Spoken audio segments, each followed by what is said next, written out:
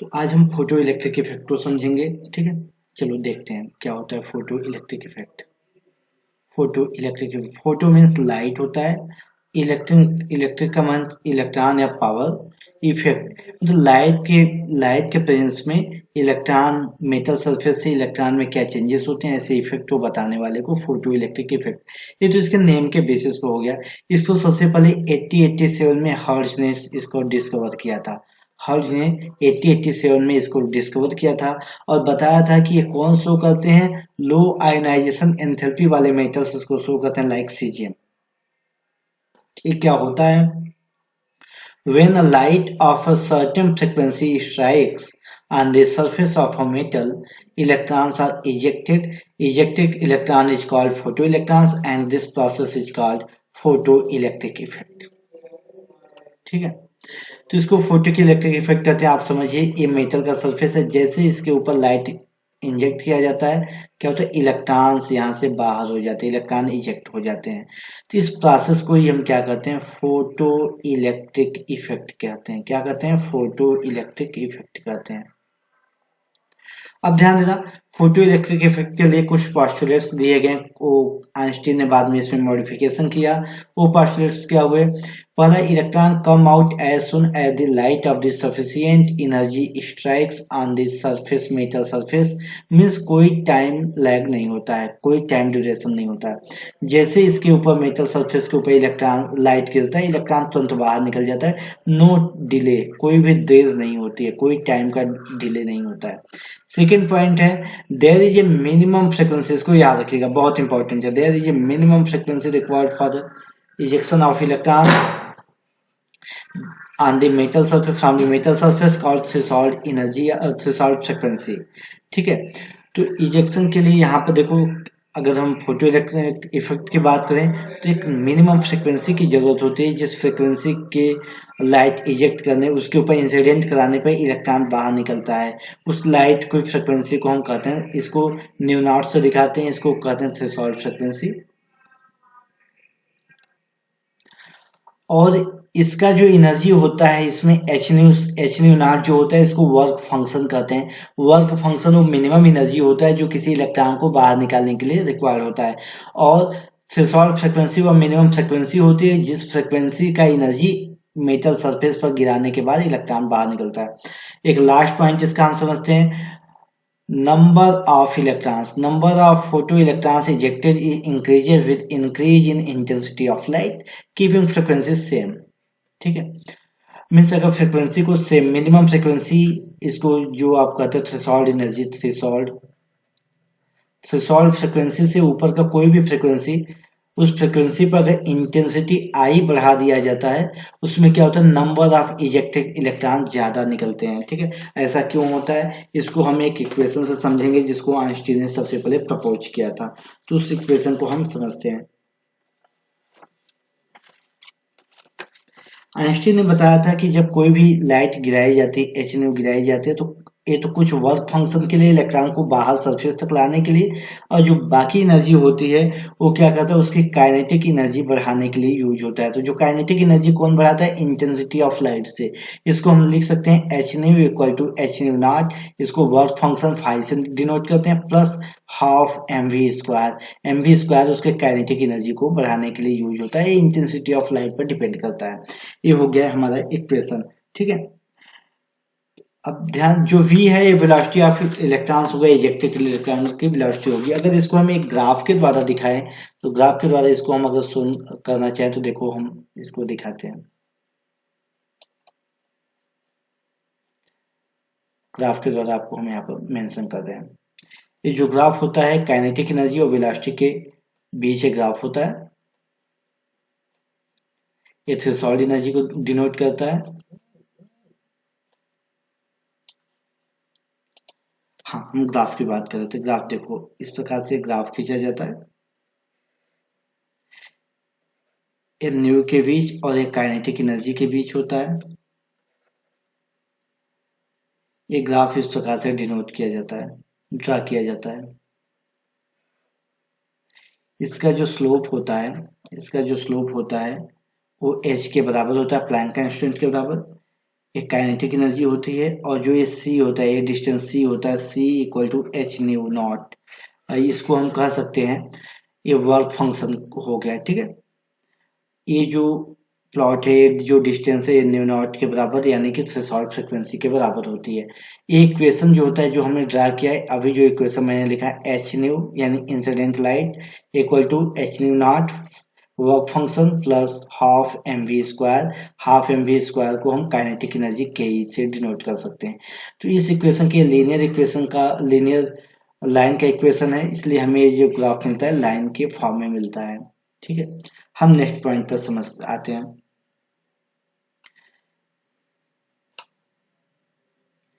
Specific heat of solid, solid का specific heat क्या होता है, तो इसका डेफिनेशन क्या होता है, the amount of heat energy required to raise the temperature of a unit mass of substance by 1 kelvin और 1 degree centigrade if it is required for 1 mole it is called molar heat capacity. क्या होता है कि D Q required heat अगर आपको चाहिए किसी मास के लिए, उसका टेम्परेचर 1 डिग्री सेंटीग्रेड बढ़ाने के लिए, तो यहाँ पर इसको अगर हम डिनोट करें तो यहाँ पे एक कांस्टेंट आएगा जिसको कैपेसिटी कहते हैं, सी से डिनोट करते हैं, एम डी टी होता है। ठीक है, यहाँ से हीट कैपेसिटी इक्वल टू क्या होता है, 1/m D Q by D T होता है। ये हीट कैपेसिटी का मैथमेटिकल रिप्रेजेंटेशन होता है।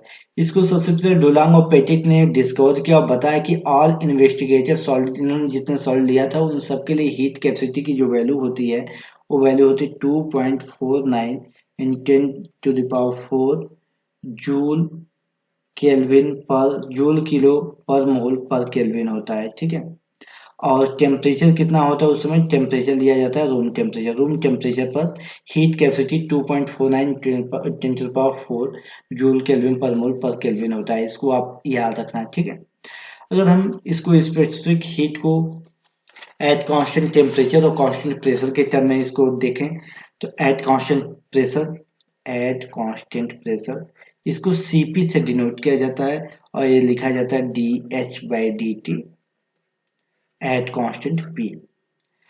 But if you denote it in the term of constant volume, then it is represented as Cv equal to du, change in internal energy dt at constant volume. And we got a relationship Cp minus Cv equal to R. R is a gas constant. ठीक है, अब हम next topic पर आते हैं इस unit के, Bohr's model of an atoms. Bohr का एटॉमिक मॉडल क्या होता है, तो बोर ने क्या किया, रदरफोर्ड के एटॉमिक मॉडल में सब मॉडिफिकेशन किया। उस मॉडिफिकेशन के बेस पे इन्होंने कुछ पोस्टुलेट्स दिए और जिसको हम कहते हैं बोर्स एटॉमिक मॉडल या Bohr's model of an atom. इसका फर्स्ट पॉइंट क्या है, सेम है as Rutherford. An atom consist of positively charge nucleus responsible for almost the entire mass of the atom. से यहाँ भी इस पॉइंट में बता रहा है कि जो न्यूक्लियस होता है, एटम का न्यूक्लियस होता है, उसमें एटम के ऑलमोस्ट मास, इंटायर मास उसमें होता है। सेकंड पॉइंट बता है द इलेक्ट्रॉन, इलेक्ट्रॉन अगर मूवमेंट कर रहा है तो हर एक उसमें नहीं करता है। The electron revolve around the nucleus in certain perimeter circular pathway of definite radii. उस रेडियाई को क्या कहते हैं, ऑर्बिट या सेल या स्टेशनरी स्टेट्स कहते हैं। इलेक्ट्रॉन सभी ऑर्बिट में मूवमेंट नहीं करता, उसी ऑर्बिट में मूवमेंट करता है जो जिसका h/2 का मल्टीपल होता है, h/2 का इंटीग्रल होता है। इलेक्ट्रॉन उसमें होता, उसी ऑर्बिट में मूवमेंट करता है जिसका एंगुलर मोमेंटम h/2 का इंटीग्रल मल्टीपल होता है। Fourth point, when an electron move in permitted orbitals, ठीक है, discrete orbitals, they do not radiate और लॉस इलेक्ट्रिक एनर्जी। इलेक्ट्रॉन्स अगर मूवमेंट कर रहा है, न्यूक्लियस के चारों तरफ मूवमेंट अगर इलेक्ट्रॉन्स कर रहा है तो ये क्या करता है, h/2, ठीक है, nh/2 इस एंगुलर मोमेंटम के ऑर्बिट में मूवमेंट करता है। जिसमें ये मूवमेंट करता है, अगर इस ऑर्बिटल में मूवमेंट कर रहा है, ऑर्बिट में मूवमेंट कर रहा है, तो इसमें कोई भी एनर्जी लॉस या गेन नहीं करता है। जनरली इलेक्ट्रॉन जिसमें मूवमेंट करता है उसको हम कहते हैं ग्राउंड स्टेट। क्या कहते हैं, ग्राउंड स्टेट बोलते हैं। ठीक है, और इलेक्ट्रॉन अगर वन ऑर्बिटल से one orbit to another orbit अगर मूवमेंट करता है तो उसका जो एनर्जी डिफरेंस होता है उसको डेल्टा ई से दिखाते हैं। और ये एनर्जी अगर lower energy to high energy जाता है तो इलेक्ट्रॉन गेन करता है, और हाइयर टू लोअर एनर्जी आता है तो इलेक्ट्रॉन लॉस करता है। इलेक्ट्रॉन लॉस करता है तो हम नेगेटिव साइन या ऐसे दिखाते हैं, इलेक्ट्रॉन गेन करता है तो पॉजिटिव साइन से हम इसको डोनेट करते हैं, ठीक है, डिनोट करते हैं। अब ध्यान से देखना,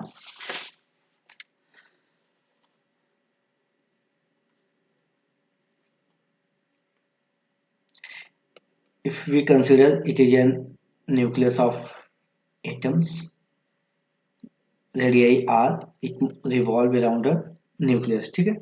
इसकी वेलोसिटी v है, इलेक्ट्रॉन से इसका मास m है, उस समय इलेक्ट्रॉन का रेडियस क्या होगा, रेडियस ऑफ ऑर्बिट, ऑर्बिट का जो रेडियस होगा इसकी वैल्यू होगी 0.529 n स्क्वायर बाई जेड, ठीक है, ये एंगस्ट्रॉम ये वैल्यू आएगी। ये आप याद रखना, ये आपके जैम के लिए, नीट के लिए, गेट के लिए हर जगह ऐसे न्यूमेरिकल्स पूछे जाते हैं, सीधा वैल्यू पूछता है। नेट में तो 3-4 बार इससे पूछा जा चुका है। इसकी वेलोसिटी, अगर इलेक्ट्रॉन की वेलोसिटी हम कैलकुलेट करें इस बेस पर, तो बोर्स के मॉडल के बेस पर हम सीधा कैलकुलेट कर सकते हैं। इसकी वैल्यू आएगी 2.18 इंटू 10⁸ Z/n सेंटीमीटर पर सेकेंड, इलेक्ट्रॉन की वेलोसिटी। और energy of orbit, energy of orbit को कैलकुलेट करने के लिए फॉर्मूला होता है -13.6 into Z square by n square electron volt, ये फॉर्मूला होता है। इससे भी कई बार न्यूमेरिकल पूछे हुए हैं। अगर इसको हम किलो कैलोरी में डिनोट करना चाहे तो -313.6 Z square n square kilo calorie पर मोल। जो रेडियस का, जैसे अभी हमने आपको बताया, रेडियस ऑर्बिट का रेडियस क्या होता है, इलेक्ट्रॉन की वेलोसिटी, और एनर्जी ऑफ ऑर्बिटल्स, ऑर्बिटल्स की एनर्जी, ऑर्बिट की एनर्जी क्या होती है, इस फार्मूले का यूज किया जाता है। इसको आपको याद रखना है क्योंकि इससे सीधे न्यूमेरिकल्स पूछे जाते हैं। अब हम देखते हैं merit of Bose model. Bose model के क्या मेरिट्स हैं। पहला, ये रेडियाई और एनर्जी को बताता है, ठीक है, और इससे जो रेडियाई एनर्जी आता है मोनो इलेक्ट्रॉनिक सिस्टम के लिए, हाइड्रोजन एटम्स के लिए, वो एक्सपेरिमेंटल वैल्यू के बराबर होता है। इसमें बोस के मॉडल ने सबसे पहले स्टेशनरी ऑर्बिट्स का कॉन्सेप्ट दिया था। इन्होंने हाइड्रोजन एटम के स्पेक्ट्रम को एक्सप्लेन भी किया था। इसकी लिमिटेशन है, क्या क्या एक्सप्लेन नहीं कर पाता है, क्या होता है, मल्टीपल इलेक्ट्रॉनिक सिस्टम को एक्सप्लेन नहीं कर पाता है। ये जीमान और स्टार्क इफेक्ट को नहीं बताता। जीमान इफेक्ट क्या होता है, किसी इलेक्ट्रॉनिक सिस्टम के ऊपर मैग्नेटिक फील्ड का क्या इफेक्ट होता है, उसको जीमान इफेक्ट कहते हैं, और उसके ऊपर इलेक्ट्रॉनिक फील्ड का क्या इफेक्ट होता है, इसको बताने के लिए स्टार्क इफेक्ट होता है। तो बोस का मॉडल जो होता है, इलेक्ट्रॉन के ऊपर मैग्नेटिक और इलेक्ट्रॉनिक इफेक्ट का क्या इफेक्ट होता है, इसको नहीं बता पाता है। ये फेल हो जाता है डुअल्स नेचर ऑफ इलेक्ट्रॉन्स को बताने के लिए, और इस बेस पर हम कह सकते हैं कि यह डी ब्रॉगली इक्वेशन को सेटिस्फाई नहीं कर पाता है। फोर्थ पॉइंट, ये हाइजेनबर्ग के अनसर्टेनिटी प्रिंसिपल को भी नहीं बता पाता है। तो ये हो गया इसके लिमिटेशन। यहाँ लिमिटेशन और डिमेरिट्स मेरिट्स यहाँ इसको पूछे जाते हैं, ठीक है।